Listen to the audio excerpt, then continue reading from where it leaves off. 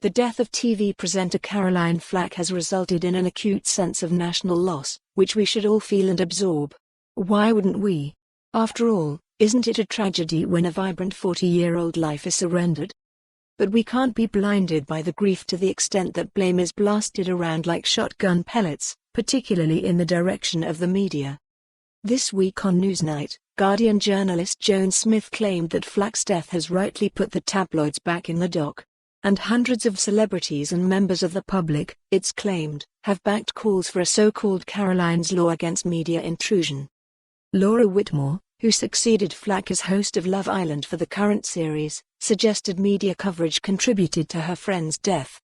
To the press, the newspapers, who create clickbait, who demonize and tear down success, we've had enough, said Whitmore on her BBC Radio 5 live show. She cites journalists and Twitter warriors as to blame.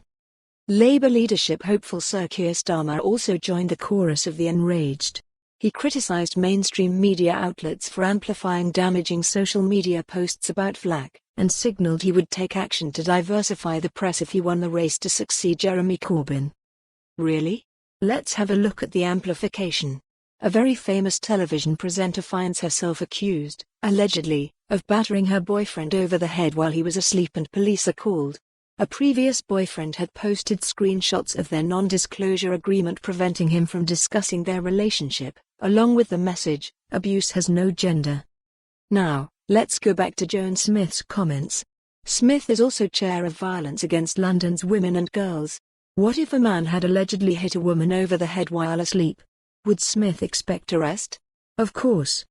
Fellow leadership contender Lisa Nandy said social media companies could not be left to police themselves, suggesting the current situation was like the Wild West. And she's right. But newspapers aren't peopled by Billy the Kids or Annie Oakley's. They are peopled by those who work to boundaries. The press obey the law. They have complaints procedures. Professional guidelines. Social media doesn't.